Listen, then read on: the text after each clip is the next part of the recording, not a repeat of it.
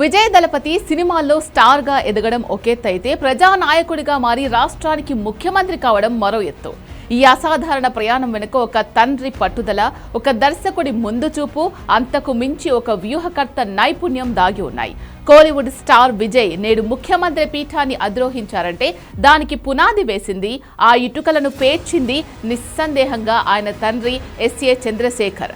విజయ్ తండ్రి ఎస్ఏ చంద్రశేఖర్ దక్షిణాది సినీ ఇండస్ట్రీలో అగ్రశ్రేణి దర్శకుడిగా పేరుగాంచారు. ఆయన సుమారు 70కి పైగా చిత్రాలకు దర్శకత్వం వహించారు. కేవలం తమిళంలోనే కాకుండా తెలుగు, కన్నడ, హిందీ భాషల్లోనూ సామాజిక ఇతివృత్తాలతో కూడిన సినిమాలను తెరకెక్కించారు. చిరంజీవితో చట్టానికి కళ్ళు లేవు లాంటి హిట్లు అందించిన ఘనత ఆయనది. అయితే ఆయన కెరియర్లో అతిపెద్ద ప్రాజెక్టు మాత్రం తన కుమారుడు విజయ్ను స్టార్గా మార్చడమే. విజయ్ని హీరోగా పరిచయం చేస్తూ 9 సినిమాలను డైరెక్ట్ చేశారు. 1992లో వచ్చిన నాళయ్య తీర్పుతో మొదలై సెందూర పాండి, రసిగన్, దేవా, విష్ణు వంటి చిత్రాల ద్వారా విజయ్ను మాస్ ఆడియన్స్ కు చేరువ చేశారు. విజయ్ను ఒక కమర్షియల్ హీరోగా నిలబెట్టడానికి చంద్రశేఖర్ తన వృత్తిని సైతం పణంగా పెట్టారు. విజయ్ రాజకీయాల్లోకి రావాలి అనే ఆలోచన ఆయన కంటే ఆయన తండ్రికే బలంగా ఉండేది. విజయ్ పేరు మీద అభిమాన సంఘాలు బలోపేతం చేసి విజయ్ మక్కల్ ఇయక్కం అనే పేరుతో వాటిని సేవా సంస్థలుగా మార్చింది చంద్రశేఖరే.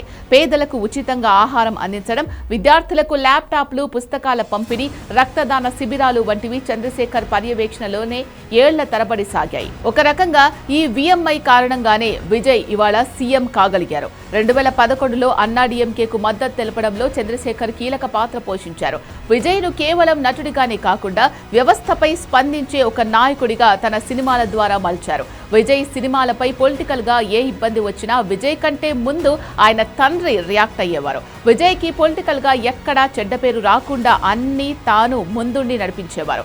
అయితే రాజకీయ ప్రయాణంలో తండ్రి కొడుకుల మధ్య తీవ్రమైన విభేదాలు వచ్చిన సందర్భం ఒకటుంది.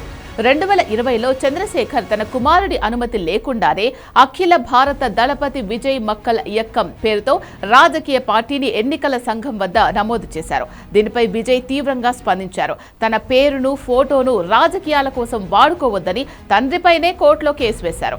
విజయ్ ఒత్తిడి మేరకు మరియు అభిమానుల్లో గందరగోళం తలెత్తడంతో చంద్రశేఖర్ ఆ పార్టీని రద్దు చేస్తున్నట్లు ప్రకటించారు. ఆ సమయంలో వారి మధ్య మాటలు కూడా లేవని వార్తలొచ్చాయి. కానీ ఆ తర్వాత కొంతకాలానికి విజయ్ సొంతంగా టీవీకే పేరుతో పార్టీ స్థాపించారు. కొడుకును సీఎంగా చూడాలి అనే ఆశతో ఉన్న చంద్రశేఖర్ ఆ పార్టీ కోసం అహర్నిశలు కష్టపడ్డారు. ఏళ్ల నుంచి గ్రామ స్థాయిలో ఆయన పెంచిన విఎంఐ సంస్థ టీవీకేకు బ్యాక్ బోన్ గా నిలిచింది. ఆ బలమే టీవీకే రూపంలో తమిళనాడులో విజయ్ కేతనం ఎగురవేసింది. ఎట్టకేలకు తమిళనాడుకు సీఎంను చేసింది.